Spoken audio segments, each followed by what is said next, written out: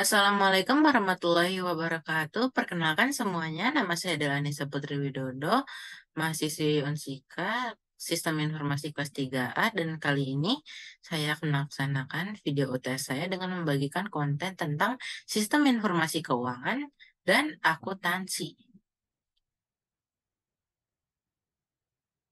Sistem informasi keuangan tradisional. Yang pertama ialah uang fiat, sistem, dan taks.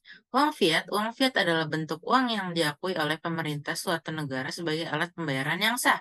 Mata uang fiat tidak memiliki nilai intrinsik, artinya nilai uang ini tidak didasarkan pada aset fisik seperti emas.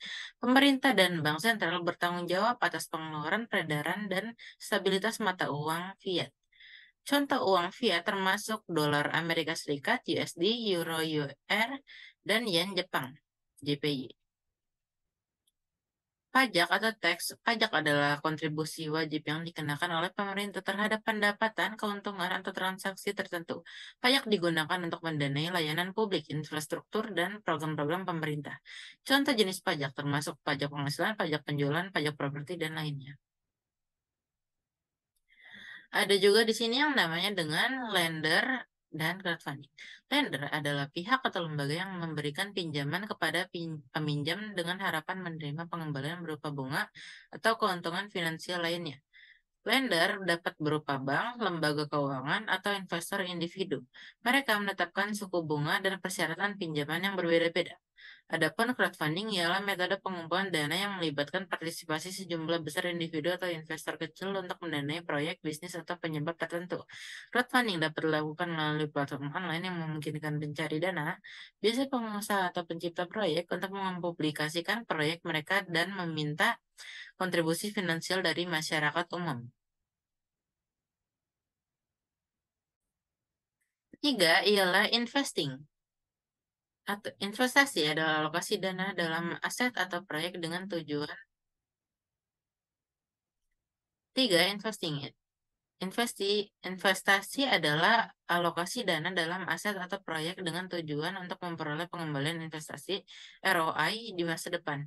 Investasi dapat mencakup berbagai jenis aset seperti saham, obligasi, real estate, komoditas, mata uang, dan aset finansial lainnya.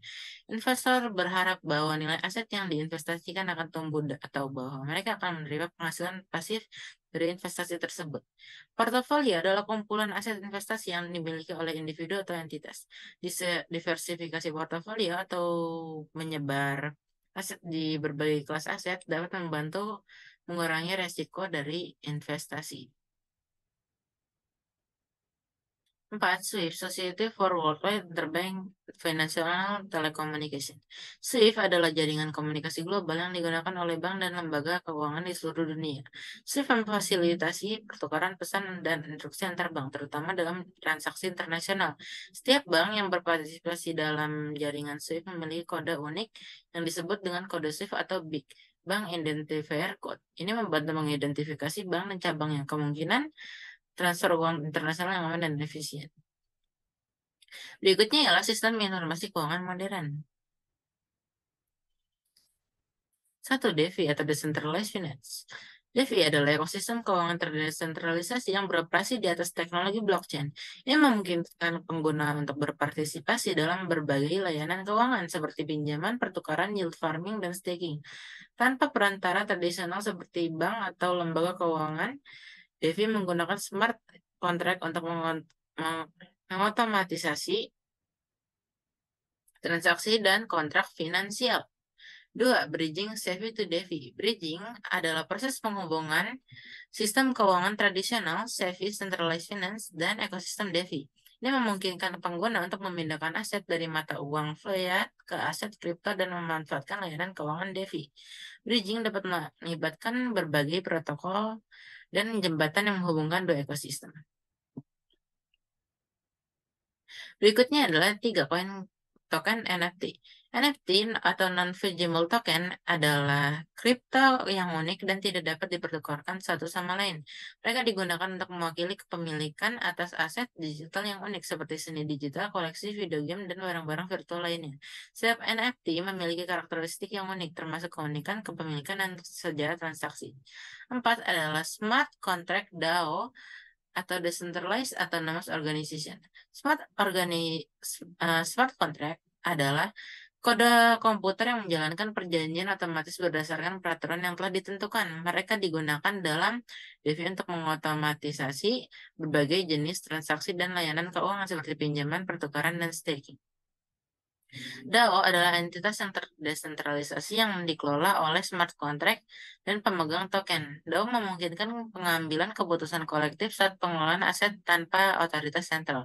Keputusan DAO biasanya didasarkan pada jumlah token yang dimiliki oleh pengguna. Berikutnya ialah 5 Compound Finance in DeFi. Compound Finance adalah protokol DeFi yang memungkinkan pengguna untuk meminjam dan meminjamkan aset kripto mereka.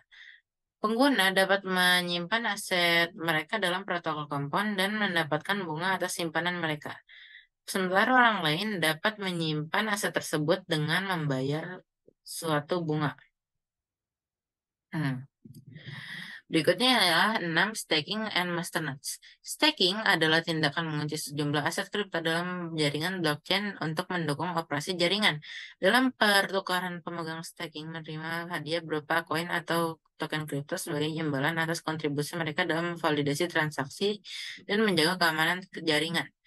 Berikutnya adalah masternodes adalah komponen jaringan blockchain yang memiliki fungsi penting dalam menjalankan jaringan. Mereka bertanggung jawab atas pemrosesan transaksi, penyelamatan jaringan, dan menjalankan protokol konsensus. Pemegang masternode seringkali memerlukan sejumlah besar aset sebagai jaminan. Berikutnya ialah protokol konsensus atau Proof of Work versus Proof of Work Stake versus RPCA. Merupakan peraturan atau mekanisme yang digunakan oleh jaringan blockchain untuk mencapai konsensus tentang validitas transaksi dan menjaga integritas jaringan. Beberapa contohnya ialah protokol konsensus. Yang pertama ialah POW atau Proof of Work, melibatkan penyelesaian tugas komputasi yang rumit untuk menambahkan blok baru ke blockchain. Ini memerlukan daya komputasi yang signifikan dan biaya energi yang tinggi. Berikutnya ialah Proof of Stake atau POS, memungkinkan pemegang aset kripto untuk menambahkan sejumlah aset mereka sebagai jaminan dan hak untuk validasi transaksi, plus mengurangi konsumsi energi yang tinggi dibandingkan POW. Yang berikutnya adalah RPCA atau Representative Practical Byzantine Fault Tolerance. Ialah protokol konsensus yang menggunakan representasi dan pemilihan node tertentu untuk mencapai konsensus dalam jaringan. Ini lebih efisien dalam hal konsumsi energi dan skalabilitas. Berikutnya ya 8. Platform Bridging antar blockchain. Platform Bridging adalah teknologi yang memungkinkan aset dan data berpindah dari antar berbagai blockchain yang beroperasi secara independen. Ini penting untuk mencapai interoperabilitas dan konektivitas antara ekosistem blockchain yang berbeda. Berikutnya ialah keamanan aset di DeFi. Keamanan aset merupakan prioritas utama dalam DeFi. Hal ini melibatkan berbagai langkah untuk melindungi aset pengguna dari risiko keamanan, termasuk serangan cyber, penipuan, dan kerentanan pada protokol DeFi.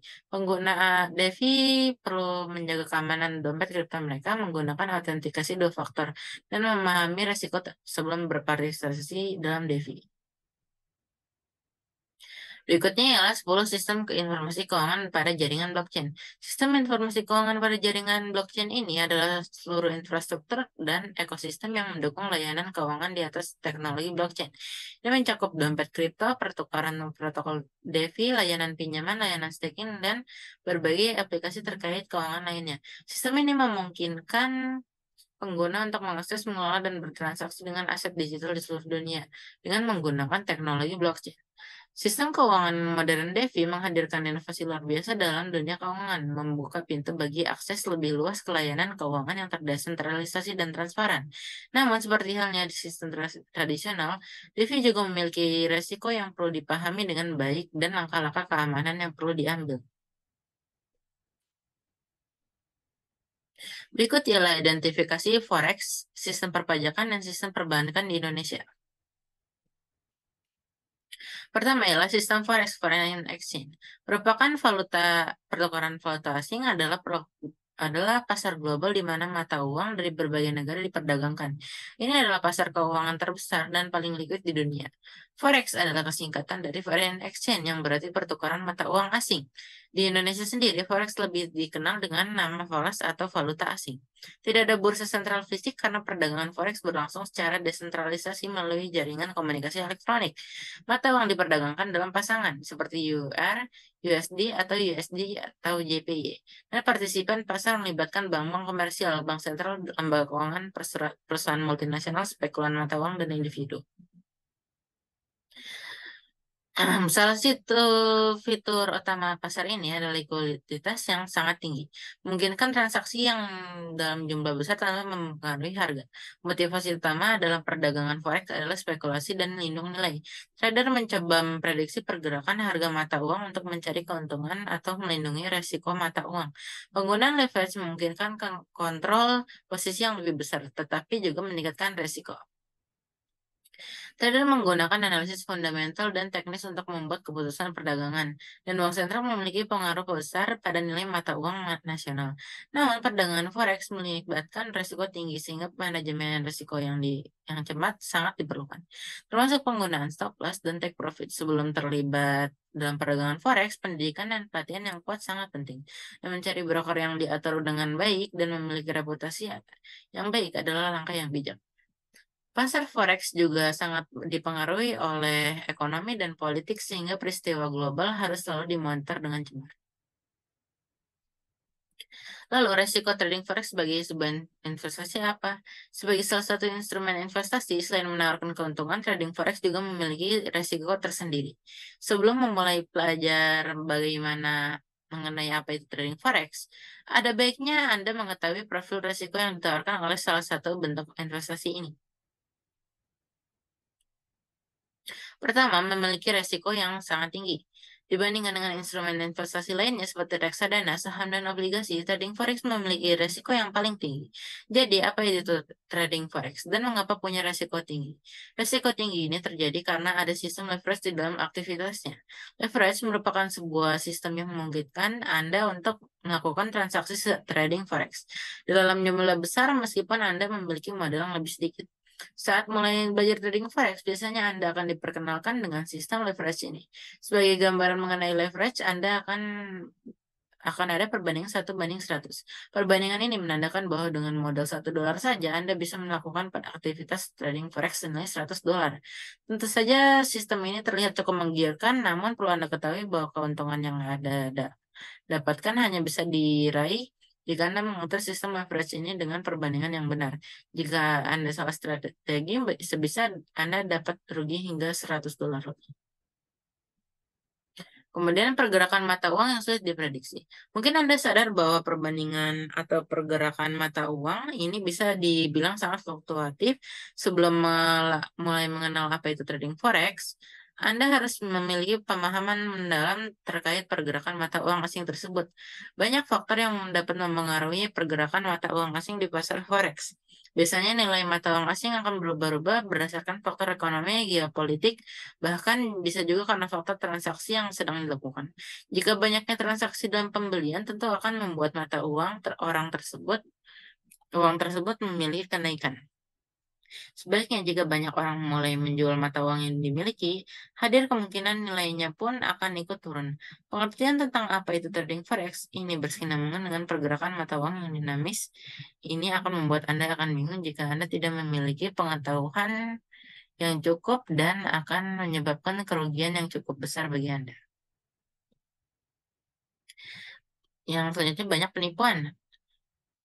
Trading forex ini biasanya dijalankan secara online melalui internet. Minimnya transaksi tatap muka ini tentu akan menghadirkan kemungkinan yang besar terhadap penipuan.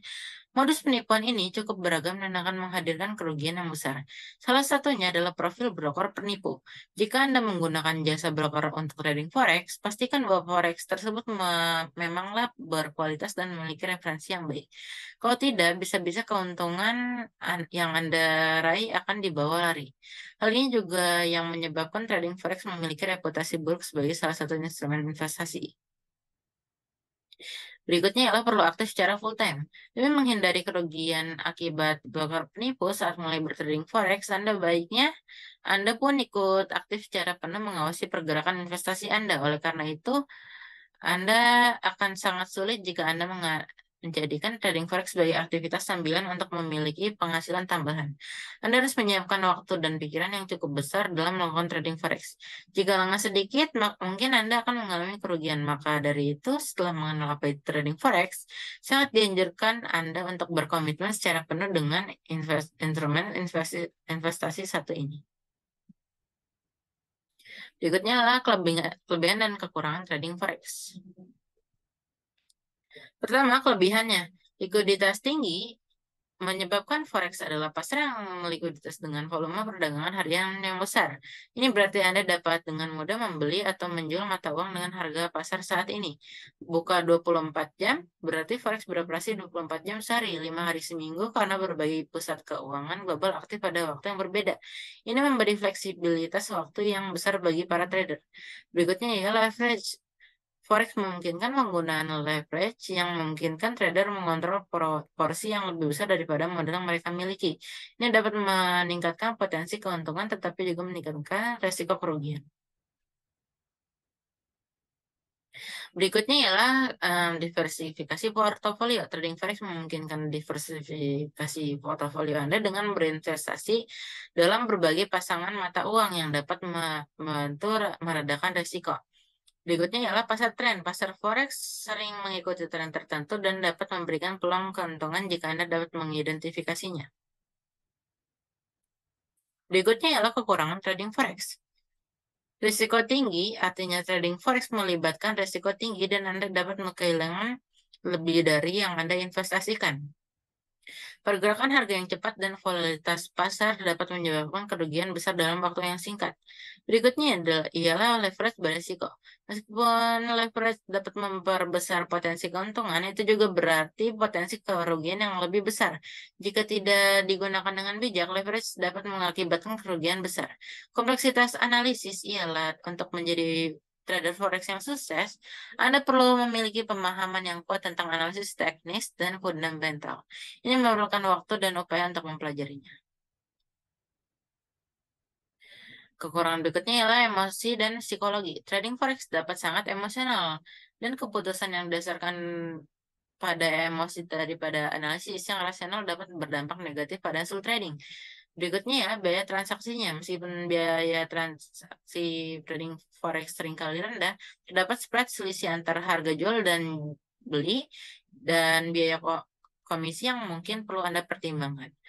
Berikutnya ialah pasar 24 jam. Sifat 24 jam pasar forex dapat mengganggu kualitas dan keseimbangan hidup Anda jika Anda tidak berhati-hati dalam mengatur waktu trading Anda. Berikutnya ialah kecurangan dan penipuan. Terdapat resiko terlibat dengan broker yang tidak jujur dan penipuan industri forex. Oleh karena itu, penting untuk memastikan bahwa Anda bisa tahu keamanan forex Anda tersendiri. Berikutnya ialah cara memilih broker forex yang tepat.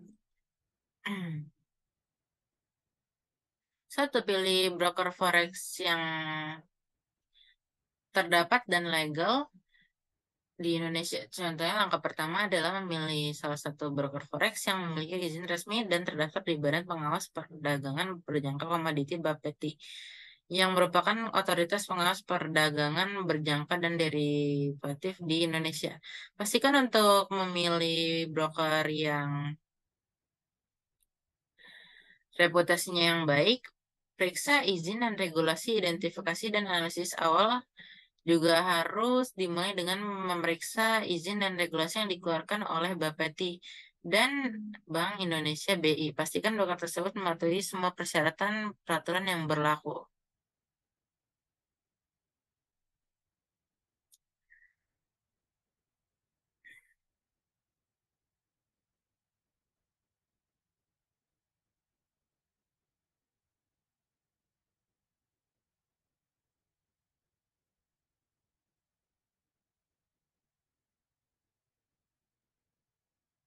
Berikutnya ya, 3 layanan dan fitur.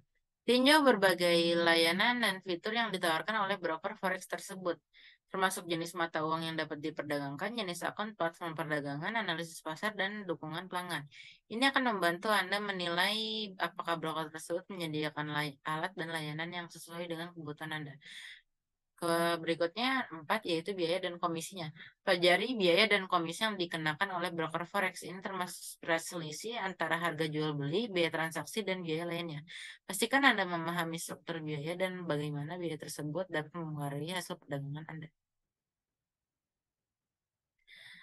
5. Keamanan dan perlindungan. Pastikan bahwa broker forex yang akan Anda pilih memiliki tindakan keamanan yang kuat untuk melindungi dana Anda. Ini termasuk penggunaan teknologi enkripsi, pemisahan dana pelanggan, dan tindakan lainnya yang dapat mengurangi risiko penipuan atau kehilangan dana.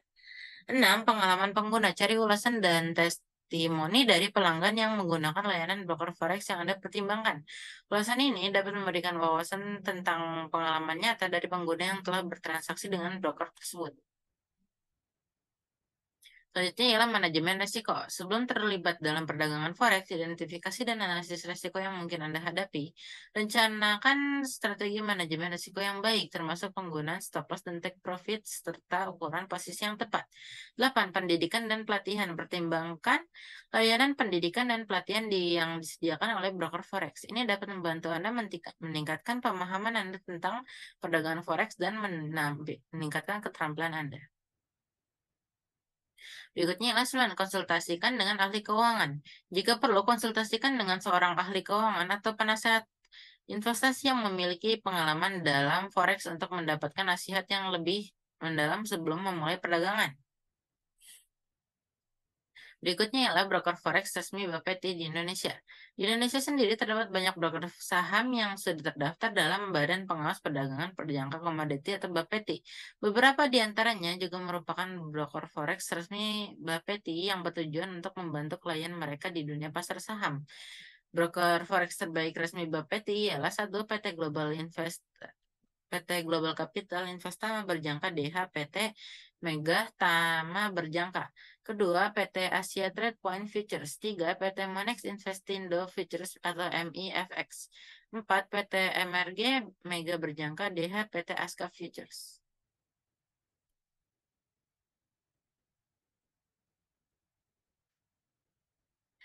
Berikutnya ya, 5. PT Okta Investama Berjangka DH PT Multimulya Investama Berjangka.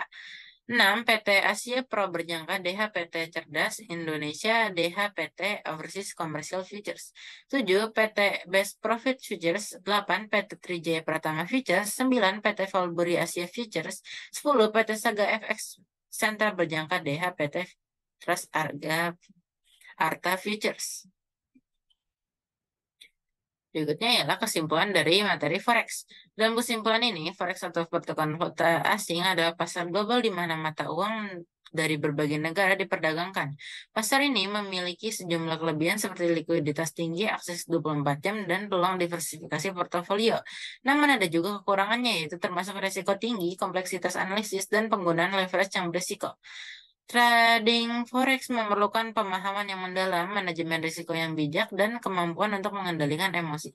Sebelum terlibat dalam perdagangan forex, penting untuk mendapatkan pendidikan yang kuat, mencari broker yang diatur dengan baik, dan memahami sepenuhnya risiko yang terlibat.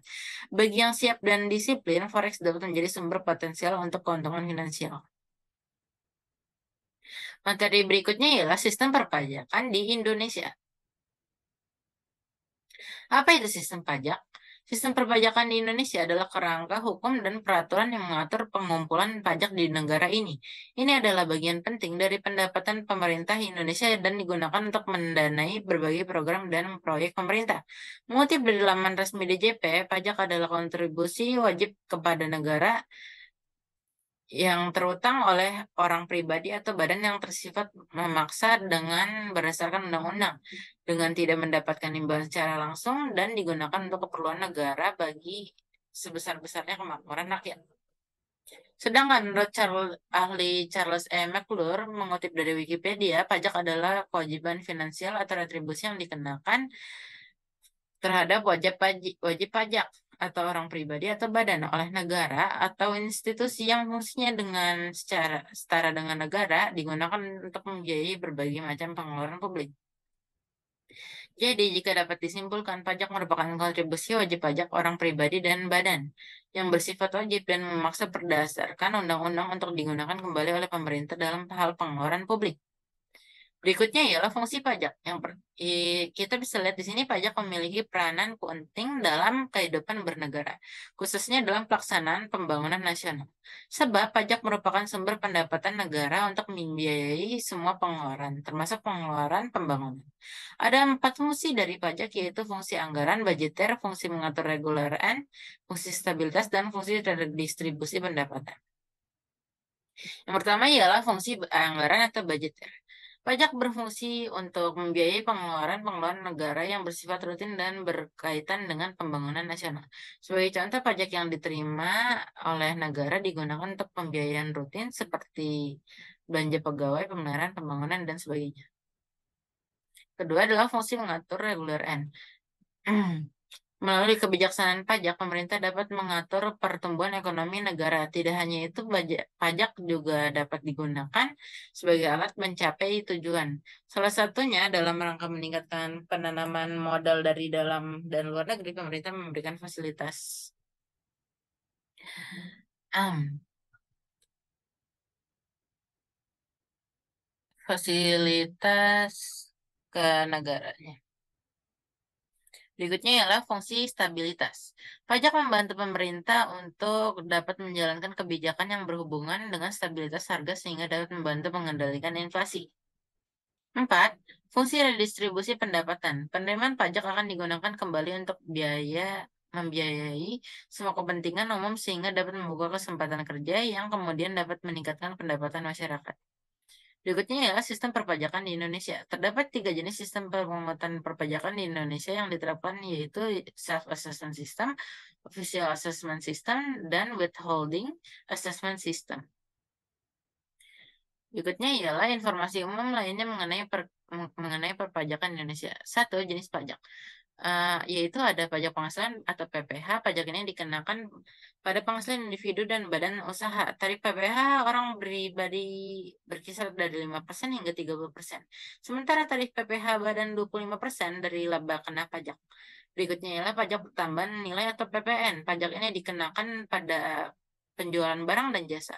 Tarif PPN umum adalah 10%, tetapi ada juga tarif khusus sebesar 0% atau pembebasan dan tarif 5% untuk barang tertentu. Pajak bumi dan bangunan PBB ialah pajak yang dikenakan pada properti tanah dan bangunan. Tarifnya bervariasi berdasarkan nilai properti. Berikutnya ialah pajak bea masuk dan pajak bea keluar. Bea masuk adalah pajak yang dikenakan pada impor barang ke Indonesia, sementara bea keluar adalah pajak yang dikenakan pada ekspor barang dari Indonesia. Berikutnya ialah pajak daerah dan retribusi daerah. Pajak dan retribusi tambahan dapat dikenakan oleh pemerintah daerah untuk mendukung pembangunan dan layanan lokal.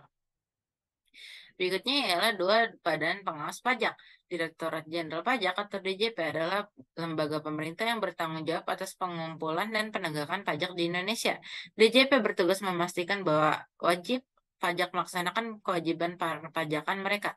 Ketiga, pendaftaran wajib pajak. Setiap individu atau entitas yang memiliki kewajiban pajak di Indonesia harus memiliki nomor pokok wajib atau NPWP yang merupakan identifikasi pajak resmi. Berikutnya ialah 4. Kepatuhan pajak. Indonesia memiliki berbagai program untuk meningkatkan kepatuhan pajak, termasuk upaya untuk mengurangi sektor informal dan menggalakkan e-filing dan e-payment untuk memudahkan laporan dan pembayaran pajak. 5. Kebijakan insentif pajak. Pemerintah Indonesia menerapkan kebijakan insentif pajak untuk mendorong investasi, termasuk fasilitas pembebasan pajak untuk proyek-proyek tertentu dan zona ekonomi khusus. Berikutnya ialah 7. Pengawasan dan penegakan pajak. DJP aktif dalam pemeriksaan dan penagihan pajak untuk memastikan kepatuhan wajib pajak. Pelanggaran pajak dapat mengakibatkan denda dan sanksi hukum. 8. Penggunaan penerimaan pajak. Penerimaan pajak digunakan untuk mendanai berbagai program dan proyek pemerintah, termasuk infrastruktur pendidikan, kesehatan, dan kelainan publik lainnya. Sistem perpajakan Indonesia cukup kompleks dan peraturan dan tarif pajak dapat berubah seiring waktu. Memahami sistem ini penting untuk individu dan bisnis yang beroperasi di Indonesia untuk memastikan kepatuhan pajak yang tepat dan perencanaan pajak yang efisien. Berikutnya ialah penerapan dari sistem perpajakan. Penerapan sistem perpajakan elektronik atau sistem perpajakan adalah upaya modernisasi dalam pengelolaan dan pengumpulan pajak yang melibatkan penggunaan teknologi informasi dan komunikasi atau TIK untuk mengoptimalkan proses perpajakan. Di Indonesia, implementasi sistem perpajakan telah mengalami perkembangan signifikan dalam beberapa tahun terakhir. Berikut ialah beberapa aspek penerapan sistem perpajakan di Indonesia. Yang pertama ialah e-filing. E-filing adalah sistem yang memungkinkan wajib pajak untuk mengajukan laporan pajak secara elektronik. Dengan e-filing, wajib pajak dapat mengisi dan mengirimkan formulir pajak melalui platform elektronik yang disediakan oleh Direktorat Jenderal Pajak atau DJP. Yang berikutnya adalah e-payment. E-payment adalah sistem yang memungkinkan wajib pajak untuk membayar pajak secara elektronik. Wajib pajak dapat melakukan pembayaran melalui berbagai metode seperti transaksi bank online, kartu kredit, dan sistem pembayaran elektronik. Berikutnya ialah e-tax invoice.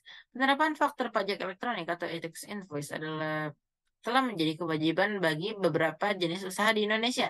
Faktur pajak elektronik digunakan untuk mencatat transaksi bisnis dan memungkinkan DJP untuk memantau dan mengaudit pembayaran pajak. Berikutnya ialah sistem pelaporan otomatis. Beberapa perusahaan besar di Indonesia telah mengadopsi sistem pelaporan otomatis yang terhubung langsung dengan DJP. Sistem ini secara otomatis mengumpulkan data transaksi dan menyampaikannya kepada DJP untuk tujuan pelaporan pajak. Berikutnya adalah aplikasi mobil. DJP telah mengembangkan aplikasi mobil yang memungkinkan wajib pajak untuk mengakses informasi pajak, mengisi laporan pajak, dan membayar pajak secara mudah melalui perangkat seluler. Sistem pemantauan pajak atau DJP menggunakan teknologi untuk memantau kepatuhan pajak. Ini mencakup analisis data dan penggunaan algoritma untuk mendeteksi potensi pelanggaran pajak. Berikutnya ialah penggunaan blockchain. Dalam beberapa kasus, teknologi blockchain telah digunakan untuk meningkatkan transparansi dalam transaksi bisnis dan mengurangi potensi penipuan pajak. Berikutnya ialah keuntungan dari sistem pajak. Yang pertama ialah efisiensi administrasi. Sistem pajak mengurangi beban administratif bagi wajib pajak dan pihak berwenang. Proses pelaporan dan pembayaran pajak menjadi lebih cepat dan efisien. Berikutnya ialah akurasi lebih tinggi. Dengan menggunakan sistem elektronik, kesalahan manusia dalam perhitungan dan pelaporan pajak dapat dikurangi sehingga data yang disampaikan menjadi lebih akurat. Berikutnya adalah pemantauan real time. DJP dapat memantau transaksi bisnis secara real time yang memungkinkan deteksi dini potensi pelanggaran pajak dan penyalahgunaannya. Berikutnya ialah peningkatan dari kepatuhan. Sistem elektronik dapat mengikatkan wajib pajak tentang tenggat waktu pelaporan dan pembayaran pajak yang dapat meningkatkan tingkat kepatuhan. Berikutnya ialah reduksi pemalsuan. Faktur pajak elektronik dan tanda tangan digital dapat mengurangi risiko pemalsuan dan penipuan pajak. Berikutnya ialah akses mudah. Wajib pajak dapat mengakses informasi pajak, mengisi laporan pajak, dan membayar pajak dari mana saja selama terhubung ke internet. Berikutnya ialah pengurangan biaya. Proses manual tradisional seperti pencetakan, pengiriman, dan penyimpanan dokumen pajak dapat menghasilkan biaya yang tinggi. Sistem pajak dapat mengurangi biaya-biaya ini. Berikutnya ialah kekurangan dari sistem pajak. Yang pertama ialah keterbatasan akses. Di daerah-daerah yang belum memiliki akses internet yang memadai, implementasi sistem pajak bisa menjadi tantangan. Hal ini dapat mengakibatkan eksklusi wajib pajak yang tidak memiliki akses teknologi. Berikutnya ialah keamanan data. Keamanan data menjadi sangat penting dalam sistem pajak. Ancaman terhadap kebocoran data dan serangan cyber bisa mengancam integritas dan privasi informasi pajak. Berikutnya adalah pendidikan dan pelatihan. Penggunaan sistem elektronik memerlukan tingkat pendidikan dan pelatihan yang baik. Wajib pajak dan pihak berwenang perlu memahami cara penggunaan sistem tersebut.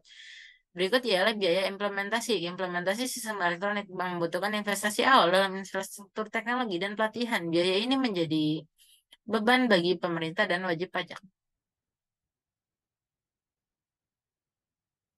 Berikutnya ialah peran DJP dalam perpajakan di Indonesia. Direktorat Jenderal Pajak atau DJP adalah salah satu direktorat jenderal yang berada di bawah naungan Kementerian Keuangan. DJP memiliki tugas sesuai amanat dari Peraturan Menteri Keuangan Nomor 184 PMK 01 2010 tentang organisasi dan tata kerja pemerintahan Kementerian Keuangan. DJP berperan penting dalam memastikan kepatuhan warga negara Indonesia terhadap kewajiban perihal perpajakan. Direktorat Jenderal Pajak atau DJP memiliki peran sentral dalam pengelolaan sistem perpajakan di Indonesia. Berikut adalah beberapa peran DJP dalam perpajakan Indonesia. Satu ialah pengumpulan pajak. DJP bertanggung jawab atas pengumpulan berbagai pajak di Indonesia, termasuk pajak penghasilan PPH, pajak pertambahan nilai PPN, pajak bumi dan bangunan PBB, pajak bea masuk dan bea keluar, serta pajak-pajak lainnya. Mereka mengelola proses pemungutan pajak dari wajib pajak. Berikutnya ialah dua, penegakan hukum pajak. DJP memiliki peran dalam menegakkan hukum pajak di Indonesia. Mereka dapat melakukan audit, pemeriksaan, dan penegakan hukum terhadap wajib pajak yang melanggar peraturan perpajakan. Tiga, peraturan pajak. DJP berperan dalam merumuskan dan mengembangkan peraturan perpajakan, termasuk kebijakan insentif pajak yang digunakan untuk mendorong investasi dan pertumbuhan ekonomi. Berikutnya ialah pendaftaran wajib pajak. DJP mengelola proses pendaftaran wajib pajak yang mencakup pemberian nomor pokok wajib pajak atau NPWP yang merupakan identifikasi pajak resmi. 5. Pemantauan transaksi pajak. DJP memantau transaksi bisnis secara real-time untuk mendeteksi potensi pelanggaran pajak dan penyalahgunaan melalui teknologi dan analisis data. 6. Layanan dan pendidikan pajak. DJP menyediakan layanan kepada wajib pajak seperti bimbingan dan konsultasi pajak. Mereka juga memberikan pendidikan dan pelatihan tentang aturan dan prosedur perpajakan. 7. Asisten pajak. DJP telah mengadopsi teknologi informasi untuk mendukung layanan pajak seperti e-filing, pengisian dan pengiriman laporan pajak secara elektronik, dan e-payment, pembayaran pajak secara elektronik. 8. Penggunaan teknologi. DJP menggunakan teknologi informasi untuk memantau transaksi bisnis dan mendeteksi pelanggaran pajak. Mereka juga mengembangkan aplikasi mobil dan portal online untuk memudahkan wajib pajak dalam pelaporan dan pembayaran pajak. Berikutnya ialah contoh layanan pajak di Indonesia. Beberapa contoh layanan pajak di Indonesia yang tersedia di Indonesia melalui DJP adalah yang pertama, e-filing. Wajib pajak dapat mengisi dan mengirimkan laporan pajak secara elektronik melalui portal resmi DJP. Kedua adalah e-payment. Wajib Wajib pajak dapat membayar pajak mereka secara online melalui berbagai metode, termasuk metode transfer online, kartu kredit, dan sistem pembayaran elektronik. Berikutnya ialah aplikasi mobile. DJP memiliki aplikasi mobile yang memungkinkan wajib pajak untuk mengakses informasi pajak, mengisi laporan pajak, dan membayar pajak dari perangkat seluler. Berikutnya adalah pelayanan kantor pajak. DJP juga menyediakan layanan kantor langsung di kantor pajak dengan menyediakan bimbingan dan konsultasi pajak kepada pihak wajib pajak. Berikutnya adalah Pusat Layanan Informasi dan Konsultasi. DJP juga menyediakan layanan hotline dan pusat layanan informasi untuk membantu wajib pajak dengan pertanyaan mereka. Berikutnya adalah pendidikan dan pelatihan. DJP juga menyelenggarakan berbagai program dan pendidikan pelatihan tentang peraturan perpajakan yang ditujukan kepada wajib pajak dan tetangga perpajakan. Berikutnya adalah kelebihan dari Direktorat Jenderal Pajak atau DJP di Indonesia. Yang pertama adalah A. Pendapatan pemerintah. DJP adalah salah satu penyumbang pendapatan terbesar bagi pemerintah Indonesia. Pendapatan yang dikumpulkan oleh DJP ini mendukung berbagai program dan proyek pemerintah, termasuk pembangunan infrastruktur dan penyediaan layanan publik. Berikutnya adalah B. Penggunaan teknologi. DJP telah mengadopsi teknologi informasi dan sistem e-pajak untuk memudahkan wajib pajak dalam pengisian laporan dan pembayaran pajak. Hal ini meningkatkan efisiensi dan meminimalkan kesalahan manusia dalam proses perpajakan.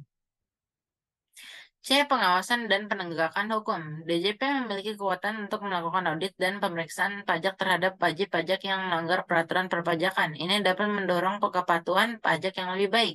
D. Bimbingan pajak. DJP menyediakan layanan bimbingan pajak kepada wajib pajak untuk membantu mereka memahami dan mematuhi peraturan perpajakan. Hal ini dapat mengurangi ketidakpastian dan kesalahan pada pelaporan pajak. Pengembangan kebijakan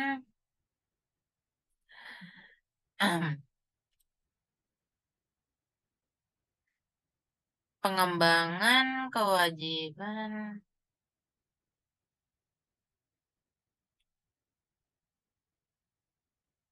Hmm.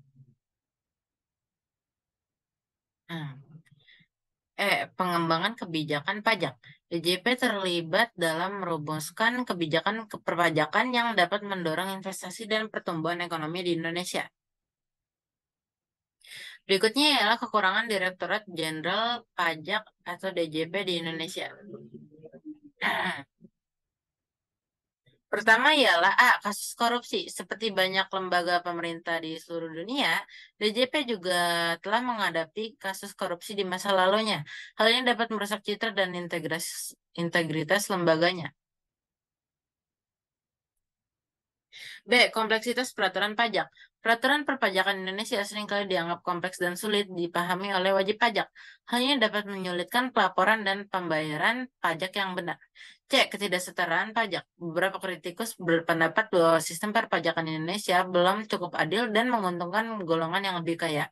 Pajak terkadang dilihat sebagai beban yang lebih besar bagi wajib pajak yang kurang mampu. D. Keterbatasan akses teknologi.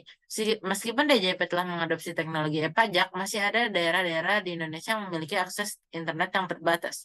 Hal ini dapat membuat sebagian wajib pajak kesulitan dalam menggunakan layanan e-pajak. Pemantauan dan penegakan hukum yang tidak konsisten. Penegakan hukum pajak di Indonesia tentu tidak selalu konsisten, dan beberapa wajib pajak besar terkadang mendapatkan perlakuan istimewa atau terhindar dari pemeriksaan pajak yang cermat. Kebutuhan pendidikan pajak. Masih banyak wajib pajak yang kurang memahami peraturan perpajakan dan memiliki tingkat literasi pajak yang rendah. Hal ini memerlukan upaya yang lebih lanjut dalam pendidikan pajak. Selanjutnya ialah kesimpulan sistem perpajakan Indonesia. Kesimpulan singkat mengenai sistem perpajakan Indonesia adalah bahwa sistem ini merupakan sumber pendapatan utama pemerintah, namun menghadapi tantangan kompleksitas perlindungan data dan keadilan pajak. Upaya terus-menerus dilakukan untuk meningkatkan efisiensinya, kepatuhan pajak, dan penggunaan teknologi dalam sistem perpajakan.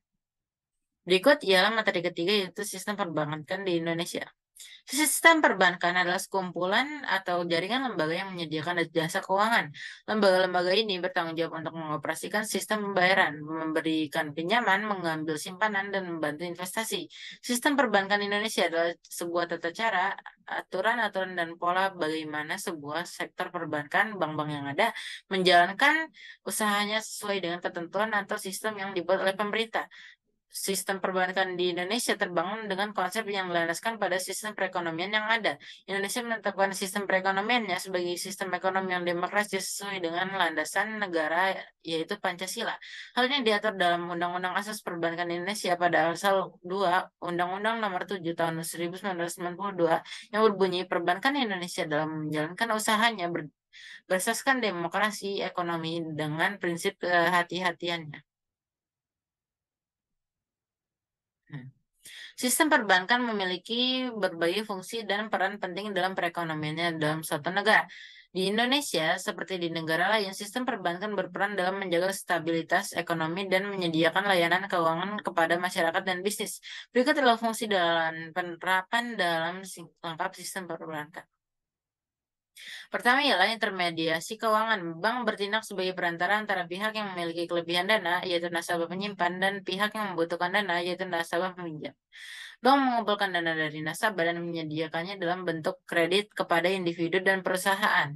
Berikut ialah mengelola resiko.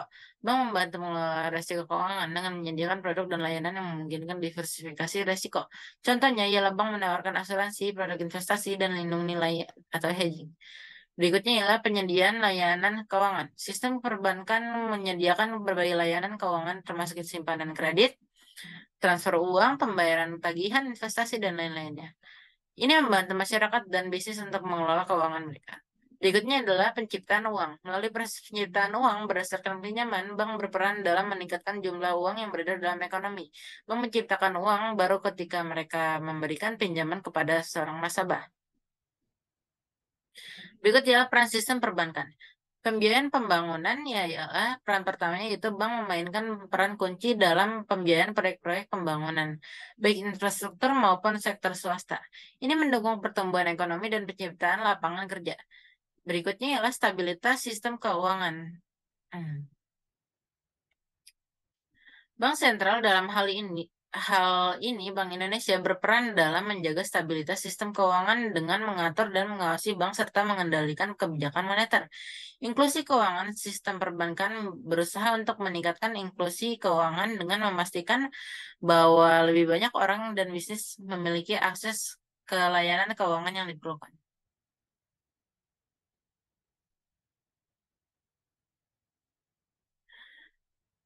Berikutnya ialah peran sistem perbankan. Selanjutnya ialah pelindungan konsumen. Otoritas Jasa Keuangan atau OJK bertanggung jawab untuk melindungi konsumen dalam hubungannya dengan bank dan lembaga keuangan lainnya dengan menetapkan peraturan perlindungan konsumen. Pengembangan pasar modal ialah peran selanjutnya, yaitu bank juga berperan dalam pengembangan pasar modal dengan menyediakan produk investasi seperti reksadana dan obligasi kepada nasabah mereka. Berikutnya ialah mengatur likuiditas. Bank berperan dalam mengatur likuiditas pasar keuangan dengan mengelola cadangan uang tunai dan penyediaan pinjaman antar bank. Berikut ialah peran sistem perbankan. Peran dalam ekonomi Islam ialah sistem perbankan bersyariah berperan dalam memfasilitasi layanan keuangan yang sesuai dengan prinsip-prinsip ekonomi Islam, seperti larangan riba atau bunga dan praktik-praktik bisnis yang sah menurut hukum Islam. Berikutnya ialah pembayaran dan transaksi. Bank memfasilitasi pembayaran dan transaksi bisnis melalui kartu kredit, kartu debit, cek transfer elektronik, dan layanan pembayaran lainnya. Berikut ialah jenis-jenis dari bank. Sistem perbankan Indonesia mencakup berbagai jenis bank, termasuk yang pertama ialah A. Bank Sentral. Bank Indonesia atau BI adalah bank sentral Indonesia yang bertanggung jawab atas pengaturan dan pengawasan sistem perbankan, kebijakan moneter, dan peredaran mata uang. Dua adalah bank umum. Ini termasuk bank komersial, bank persepsi, dan bank pembangunan. Mereka menawarkan berbagai layanan keuangan kepada masyarakat dan bisnis. Yang berikutnya adalah bank perkreditan rakyat atau BPR. BPR adalah bank yang lebih fokus kepada layanan keuangan kepada masyarakat di tingkat lokal dan daerah. Berikutnya adalah bank syariah. Bank syariah mengikuti prinsip-prinsip ekonomi Islam dalam operasinya. Mereka menawarkan produk dan layanan keuangan yang sesuai dengan syariah.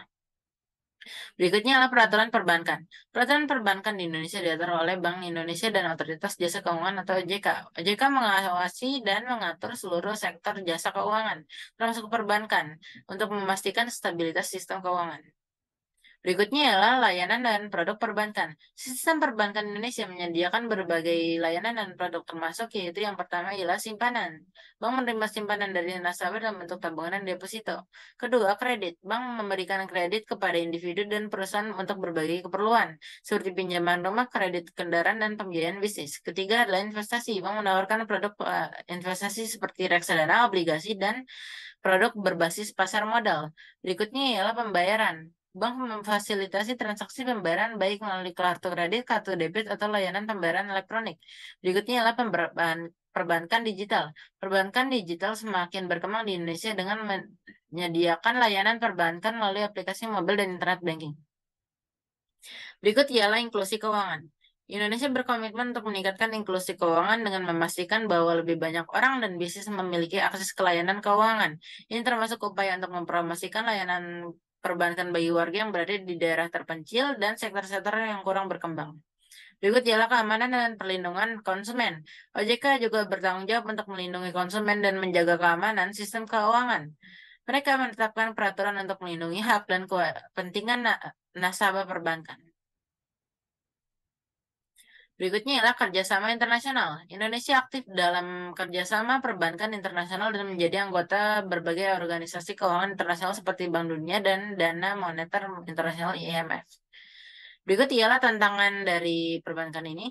Sistem perbankan Indonesia juga menghadapi tantangan seperti risiko perbankan, kepatuhan terhadap peraturan, dan perluasan akses ke layanan keuangan di seluruh negara yang memiliki geografi yang beragam.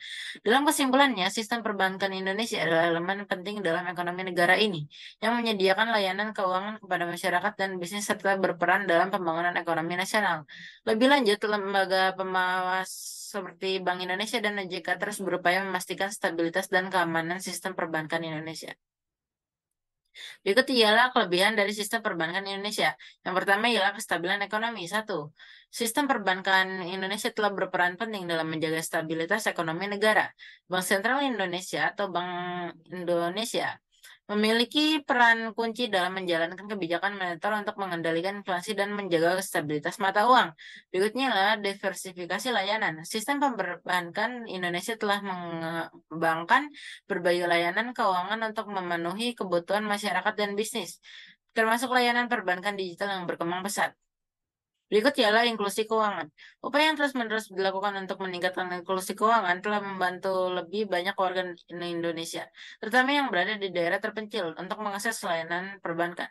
Berikut ialah kebijakan regulasi. Otoritas Jasa Keuangan atau OJK secara aktif mengatur dan mengawasi industri perbankan yang membantu melindungi konsumen dan menjaga kepatuhan perbankan terhadap peraturan. Berikut ya kekurangan sistem perbankan Indonesia. Yang pertama ialah tantangan stabilitas. Meskipun perbankan Indonesia dibilang aktif dan stabil, masih ada potensi risiko yang dapat mempengaruhi stabilitas ekonomi, seperti perubahan dalam ekonomi global dan fluktuasi nilai tukar mata uang. Kemudian ialah kualitas aset. Beberapa bank di Indonesia menghadapi masalah dengan kualitas aset mereka, terutama terkait dengan kredit macet. Ini dapat mengaruhi kesehatan keuangan bank tersebut. Berikutnya ialah ketidaksetaraan akses. Meskipun ada upaya untuk meningkatkan inklusi keuangan, masih ada daerah di Indonesia yang memiliki akses terbatas ke layanan perbankan terus dalam wilayah-wilayah pedesaan, terutama dalam wilayah-wilayah pedesaan. Berikutnya ialah kompleksitas regulasi. Beberapa pihak menganggap regulasi perbankan Indonesia sebagai kompleks dan sulit dipahami, yang dapat menjadi hambatan bagi bank dan wajib pajak. Kemudian perlindungan data dan keamanan perbankan masih menjadi perhatian, mengingat potensi resiko keamanan siber yang dapat memengaruhi bank dan nasabah. Berikut ialah konsep e-banking.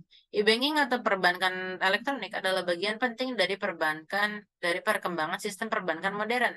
Ini melibatkan penggunaan teknologi informasi dan komunikasi untuk menyediakan layanan keuangan kepada nasabah melalui saluran elektronik seperti internet, aplikasi mobile, dan jaringan perbankan elektronik. Berikut adalah beberapa peran dan manfaat e-banking dalam konteks sistem perbankan Indonesia. Yang pertama ialah peran e-banking dalam sistem perbankan Indonesia. Yang pertama, meningkatkan aksesibilitas. E-banking meningkatkan aksesibilitas layanan perbankan. Nasabah dapat mengakses akun mereka dan melakukan transaksi kapan saja dan di mana saja melalui perangkat elektronik seperti komputer dan ponsel. Berikutnya ialah efisiensi operasional.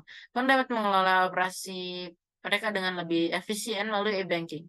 Ini termasuk pengurangan biaya operasional dan kemampuan untuk memproses transaksi dalam waktu yang lebih singkat. Berikutnya ialah diversifikasi layanan. E-banking memungkinkan bank untuk menyediakan berbagai layanan tambahan kepada nasabah seperti pembayaran tagihan, pembelian produk dan layanan investasi, dan manajemen portofolio melalui saluran elektronik. Berikutnya adalah peningkatan keamanan. Bank umumnya menyediakan lapisan keamanan tinggi dalam layanan e-banking untuk melindungi data dan transaksi nasabah. Ini mencakup autentikasi dua faktor dan enkripsi data. Yang kedua adalah memfasilitasi perbankan syariah. E-banking juga digunakan dalam konteks perbankan syariah di Indonesia untuk menyediakan produk dan layanan keuangan yang sesuai dengan prinsip-prinsip syariah. Berikutnya adalah peningkatan inklusi keuangan. E-banking dapat mendukung upaya inklusi keuangan dengan menyediakan layanan keuangan kepada warga yang berada di daerah terpencil atau yang sulit dijangkau oleh kantor cabang fisik. Berikut ialah manfaatnya dari e-banking. Yang pertama ialah kemudahan dan kenyamanan. E-banking memberikan nasabah kemudahan untuk mengakses rekening dan melakukan transaksi tanpa harus pergi ke bank fisik. Ini sangat mudah dalam kehidupan sehari-hari mereka. Berikutnya ialah waktu nyata. E-banking memungkinkan nasabah untuk melihat saldo, melakukan transfer, dan melakukan pembayaran tagihan dalam waktu nyata yang meminimalkan keterlambatan dalam prosesan transaksi. Berikutnya ya, layanan 24/7. Layanan e-banking dapat diakses 24 jam sehari, 7 hari seminggu, sehingga nasabah tidak terbatas pada jam kerja bank saja. Berikut ialah mengurangi penggunaan uang tunai. E-banking dapat mengurangi ketergantungan pada uang tunai yang lebih aman dan lebih efisien. Kemudian ada pun monitoring keuangan. Nasabah nasabah dengan Nasabah dapat dengan mudah memantau dan mengelola keuangan mereka melalui e-banking, termasuk melacak transaksi dan mengelola investasi. Berikut ialah layanan khusus. E-banking seringkali menawarkan layanan khusus seperti notifikasi transaksi melalui pesan teks atau email yang membantu nasabah mengelola akun mereka.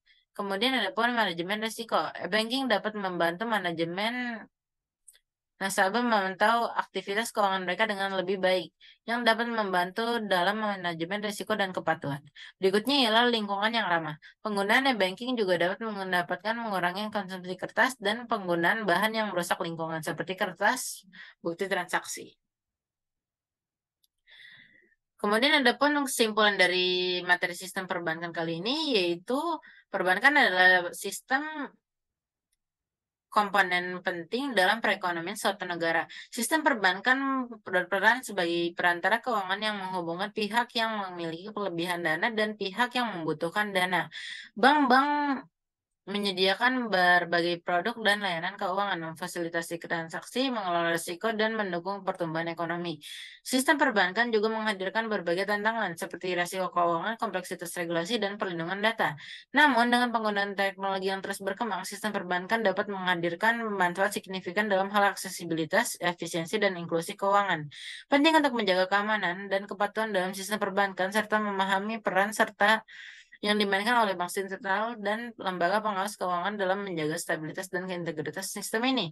Dalam pengembangan selanjutnya, terus ada potensi untuk inovasi dan peningkatan dalam sistem perbankan yang dapat memberikan manfaat yang lebih besar bagi masyarakat dan ekonomi secara keseluruhan. Oke, materi selanjutnya ialah sistem pembayaran elektronik di Indonesia.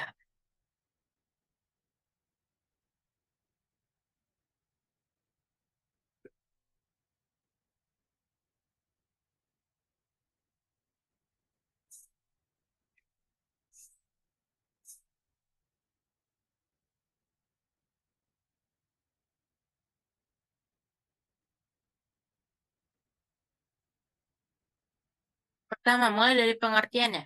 Sistem pembayaran elektronik adalah suatu infrastruktur atau rangkaian proses yang memungkinkan individu, bisnis, atau entitas lain untuk melakukan transaksi keuangan atau pembayaran menggunakan teknologi elektronik, seperti komputer, ponsel, kartu kredit, atau perangkat lainnya. Sistem ini menghilangkan ketergantungan pada uang tunai atau cek fisik dan menggantikannya dengan transfer elektronik data. Adapun ada jenis-jenisnya. Yang pertama ialah A. Kartu kredit. Pengguna dapat membeli barang dan jasa menggunakan kartu kredit, yang memungkinkan mereka untuk mengambil pinjaman dari bank atau lembaga penerbit kartu kredit.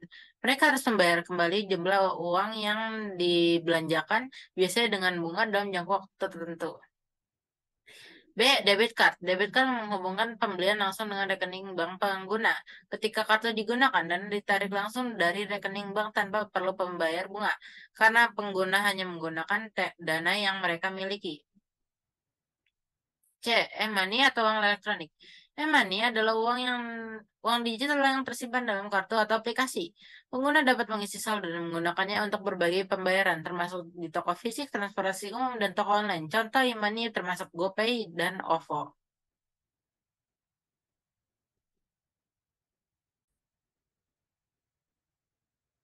Jenis berikutnya ya ada ya, mobile payment. Mobile payment adalah pembayaran yang dilakukan oleh aplikasi seluler atau perangkat mobile. Pengguna menghubungkan rekening bank mereka dengan aplikasi ini dan dapat melakukan pembayaran dengan cepat dan mudah. Berikutnya adalah internet banking. Internet banking memungkinkan nasabah untuk mengakses rekening bank mereka dan melakukan berbagai transaksi, termasuk transfer data, pembayaran tagihan, dan manajemen keuangan melalui internet. F adalah payment gateway. Payment gateway adalah teknologi yang memfasilitasi transaksi pembayaran online. Ini digunakan oleh bisnis e-commerce untuk menghubungkan toko online mereka dengan lembaga keuangan yang memproses pembayaran.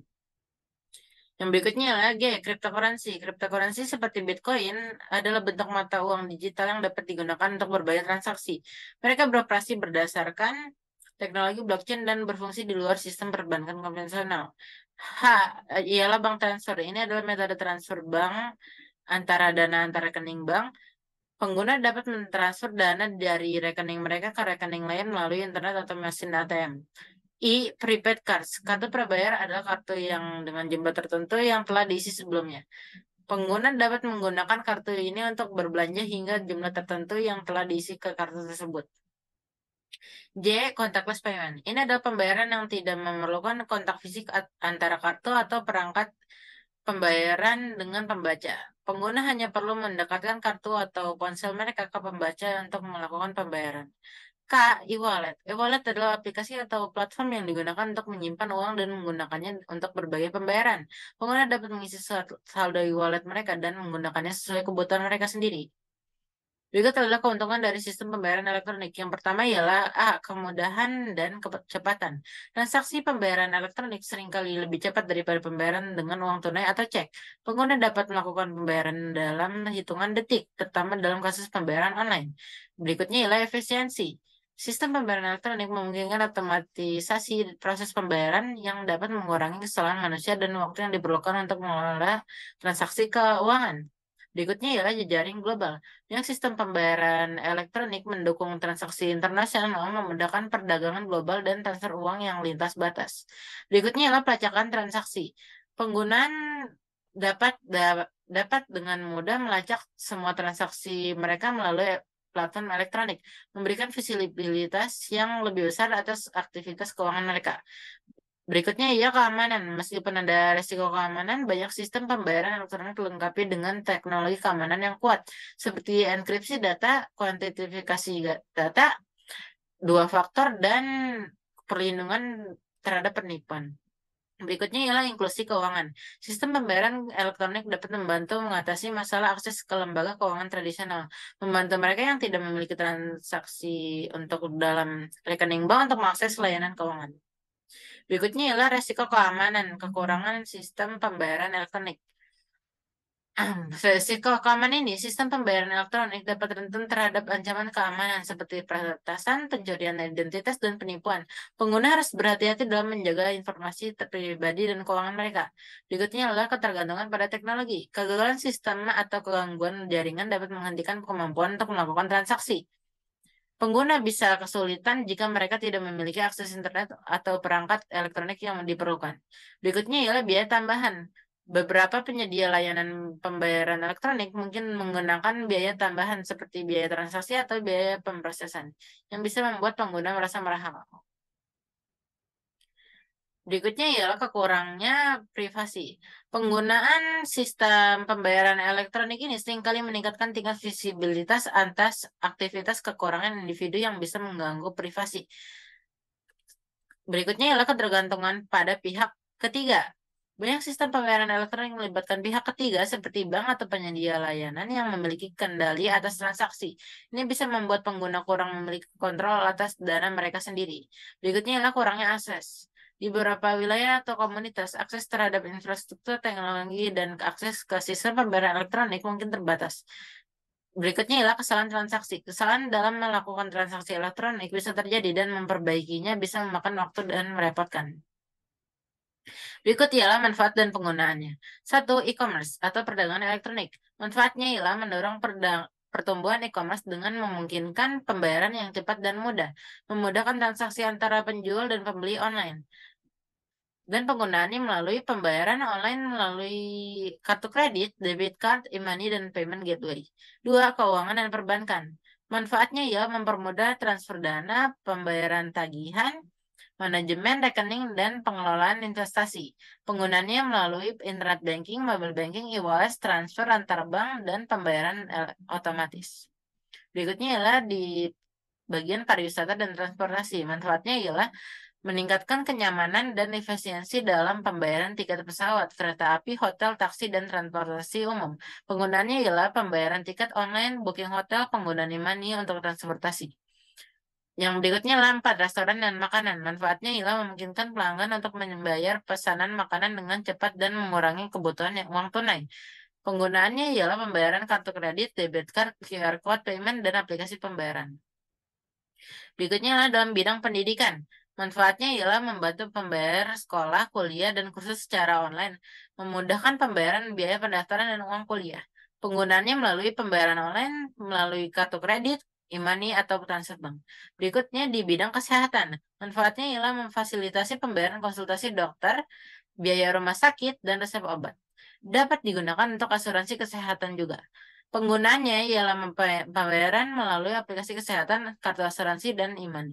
Berikut ialah dalam pemerintahan. Manfaatnya ialah memungkinkan pembayaran pajak, denda, dan layanan pemerintah lainnya secara online, mengurangi birokrasi. Penggunanya melalui pembayaran pajak online dan layanan pemerintah elektronik. Berikut ialah 8 olahraga dan hiburan. Manfaat ialah membantu pembelian tiket acara olahraga, konser, dan bioskop secara online, mengurangi antrian dan penundaan. Penggunaannya melalui pembayaran tiket melalui website atau aplikasi hiburan. 9. Amal dan donasi. Manfaatnya ialah membantu penggalangan dana amal dan donasi, memudahkan orang untuk memberikan kontribusi kepada berbagai penyebab. Penggunaannya dengan pembayaran online dan donasi melalui situs web amal dan aplikasi khusus. Sistem pembayaran elektronik memberikan kenyamanan, efisiensi, dan aksesibilitas yang lebih besar dalam berbagai sektor. Ini tidak hanya menguntungkan individu dan bisnis, tapi juga mendorong pertumbuhan ekonomi dan memungkinkan inovasi dalam berbagai industri. Kesimpulannya ialah sistem pembayaran elektronik adalah perkembangan penting dalam dunia keuangan dan bisnis yang memberikan manfaat besar dalam bentuk kemudahan, kecepatan, dan efisiensi dalam melakukan transaksi keuangan. Penggunaannya sangat luas dan mencakup berbagai sektor, mulai dari perdagangan online hingga layanan kesehatan dan pemerintah. Ini juga memiliki dampak positif dalam mendukung globalisasi seperti memfasilitasi perdagangan internasional, memungkinkan akses keuangan global, dan mendukung pertumbuhan e-commerce internasional. Namun, ada sejumlah efek samping dan tantangan yang perlu diatasi juga. Ini termasuk resiko keamanan, ketimpangan akses, ketergantungan pada infrastruktur teknologi, dan perbedaan dalam regulasi antar negara. Oleh karena itu, manfaat dan dampak sistem pembayaran elektronik ini harus diimbangi dengan perhatian terhadap keamanan dan kebijakan yang tepat untuk memastikan keberlangsungan globalisasi yang positif dan inklusif. Materi berikutnya ialah layanan bank digital di Indonesia.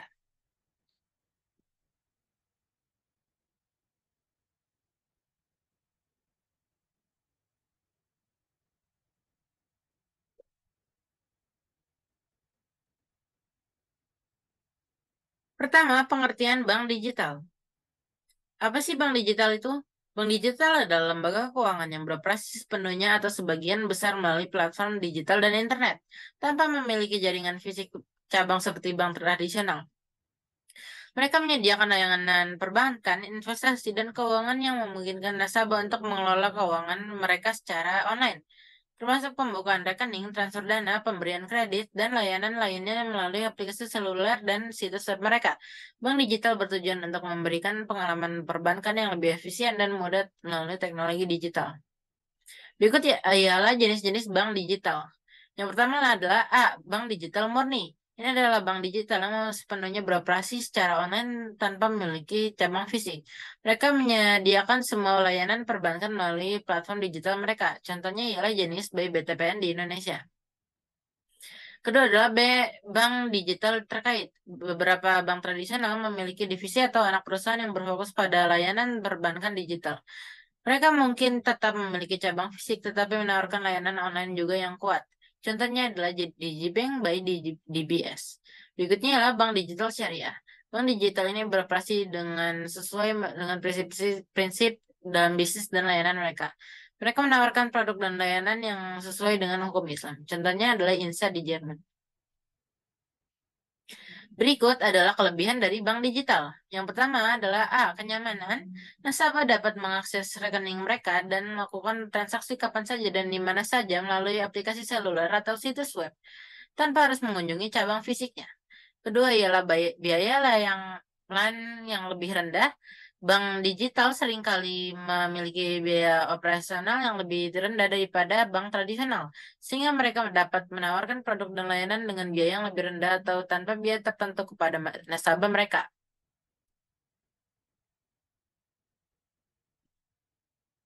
Berikut ialah kemajuan teknologi. Bank digital menggunakan teknologi terbaru untuk memberikan pengalaman pelanggan yang lebih baik.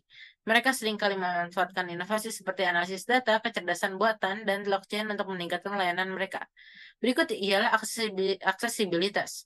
Bank digital dapat membantu dalam meningkatkan inklusi keuangan dengan memberikan akses ke layanan keuangan kepada mereka yang sebelumnya mungkin tidak memiliki akses mudah ke cabang fisik. Berikut ialah kekurangan dari bank digital.